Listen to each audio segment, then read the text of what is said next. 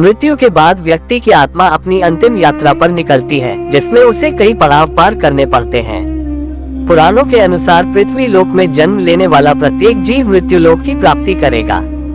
मृत्यु निश्चित होने के साथ अमर सच है। सनातन धर्म में मृत्यु के बाद 16वां संस्कार किया जाता है। इसे आप अंतिम संस्कार के नाम से जानते हैं। लेकिन इन सभी के बीच एक सवाल खड़ा होता है कि दाह संस्कार के बाद आत्मा कहाँ जाती है।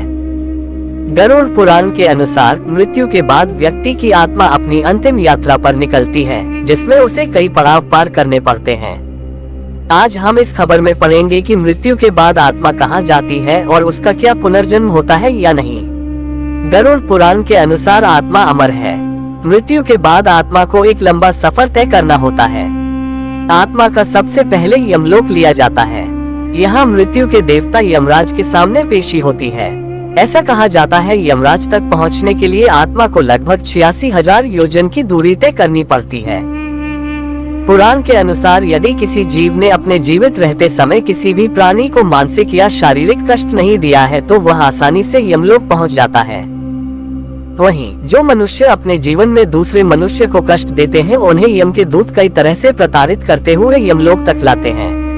इस दौरान उन्हें 86,000 योजन की दूरी तक तरह तरह से प्रताड़ित किया जाता है। आत्मा को मिलता है पिंडदान का हिस्सा। सनातन धर्म में पिंडदान का महत्व भी बताया गया है। यह मृत व्यक्ति के परिजनों द्वारा कराया जाता है। पिंडदान का आधा हिस्सा मृत व्यक्ति की आत्मा को प्राप्त होता है।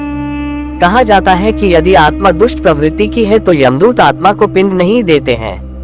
ऐसी स्थिति में आत्मा को भूखा रहकर एक लंबा समय तय करते हुए यमलोक तक जाना पड़ता है। आत्मा को ऐसे मिलता है पुनर्जन्म। गरुड़ पुराण के अनुसार मृत्यु के बाद उसके कर्मों का हिसाब लगाया जाता है। यदि कर्म अच्छे होते हैं तो वह सांसारिक बंधनों से मुक्त होकर मोक्ष प्राप्त करता है। वहीं पापी मनुष्य को नरक में भेजा जाता है। नरक में यातनाएं झेलने के बाद आत्मा का पुनर्जन्म मिलता है। पौराणिक शास्त्रों के अनुसार पुनर्जन्म मृत्यु के तीसरे दिन से लेकर 40 दिन में होता है।